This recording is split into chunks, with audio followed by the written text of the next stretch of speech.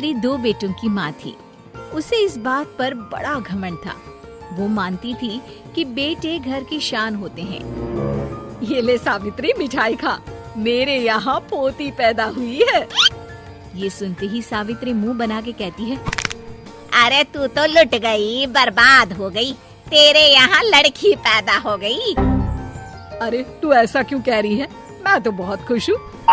अरे जब तेरी पोती के पीछे तुझे खर्चे पर खर्चे करने पड़ेंगे ना, तब ये तेरी सारी खुशी गम में बदल जाएगी। पहले लड़की की पढ़ाई लिखाई का खर्चा, फिर उसकी शादी का खर्चा। अरे आजकल की शादियाँ कितनी महंगी हो गई है। गहने बनाओ, लाखों रुपए पानी की तरह बह जाते हैं। लड़कियाँ तो सिर्फ खर्चा करवाने के लिए ही पैदा होती हैं।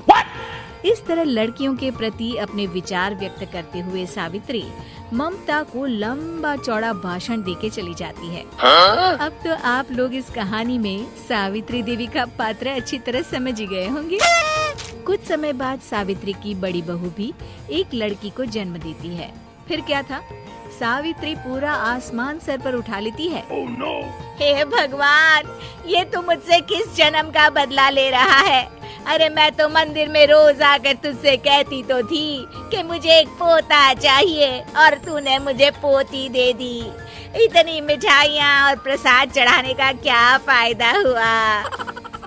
तभी सावित्री की बहू निशा कहती है, क्या माँ जी, आप भी इतनी सी बात पर नाराज हो गई हैं?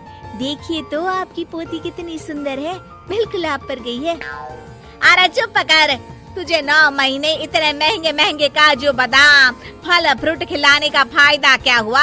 मेरे तो सारे पैसे बर्बाद हो गए। ये सुन सावित्री का बड़ा बेटा अजय कहता है, माँ तुम सिर्फ नाम के लिए 2020 में रहती हो। असल में तुम्हारा दिमाग सैकड़ों साल पुरानी सोच रखता है। आज के जमाने में लड़का और लड़की में कौन फर्क करता है? मैं तो बहुत खुश हूँ कि भगवान ने मुझे लक्ष्मी के रूप में बेटी दी है। लेकिन सावित्री पर अजय की बातों का कोई असर नहीं होता। नालायक, अपनी पत्नी की ज़बान बोल रहा है। मेरा बड़ा बेटा तो हाथ से गया। लेकिन सावित्री देवी हार मानने वाली नहीं थी। वो पोते की चाह में अपने छोटे बेटे विजय की शादी करवा देती है। कुछ समय बाद आखिरकार वो दिन आ ही जाता है जब सावित्री की छोटी बहू गर्भवती हो जाती है। सावित्री इतनी खुश हो जाती है कि वो बच्चे के जन्म से पहले ही सारे मोहल्ले में ढिंढोरा पीटने लगती है। ये क्या सावित्री, तू तो पोते के जन्म से पहले ही मिठाई बांट रही है।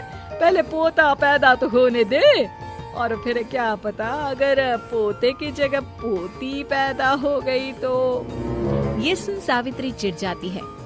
अरे अपनी काली ज़बान मत चला। मेरी मिठाई खा के मेरा ही बुरा सोच रही है। बड़ी आई, ला मेरी मिठाई वापस कर। देख लेना, इस बार मेरे यहाँ पोता पैदा होगा, पोता। लेकिन ठीक इसका उल्टा होता है। सावित्री की छोटी बहू भी एक लड़की को जन्म देती है। सावित्री फिर से रोना धोना शुरू कर देती है और अपनी छोटी बहू को कोसते हुए भला बुरा कहने लगती है। देखते ही देखते ये सावित्री की रोज की आदत हो जाती है। एक दिन उसकी इस आदत से परेशान होकर विजय अपने भाई अजय से कहता है, भैया, माँ खुद एक औरत होकर हमारी बेटियों को पसंद नहीं करती, उल्टा उन्हें रोज कोसती रहती है। मुझे माँ की ये आदत बिल्कुल पसंद नहीं आती। अरे तू ठीक कहता है, मैं भी अब माँ से तंग आ गया हूँ।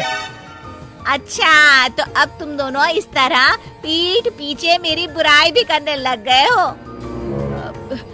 नहीं माँ, हम चाहते हैं कि घर में शांति बनी रहे। हमें हमारी बेटियाँ बहुत प्यारी है। मैं नहीं चाहता कि वह तुम्हारे ताने सुन सुन कर बड़ी हो, और इसीलिए हम दोनों ये घर छोड़कर चले जाएंगे। हाँ माँ, मैं भैया की बात से सहमत हूँ। जब तुम इस घर में अकेली रहोगी तब तुम्हें अपनों की कीमत का एहसास होगा। Oh, no.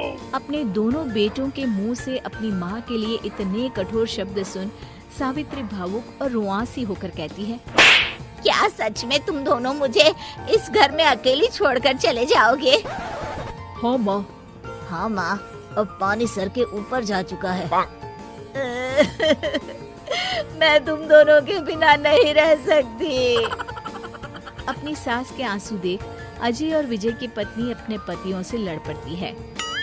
अरे जिसे जाना है वो जाए, मैं माँ जी को छोड़कर कहीं नहीं जाने वाली। भाभी आप ये क्या कह रही हैं? वही जो तुम सुन रहे हो, दीदी बिल्कुल सही कह रही है। हम बेटियों के संस्कार हमें सिखाते हैं कि सास माँ समान नहीं बल्कि माँ ही होती है और उस माँ की जिंदगी भर सेवा की जाती है। बेटे अपना फर्ज भूल सकते हैं लेकिन बेटियां नहीं।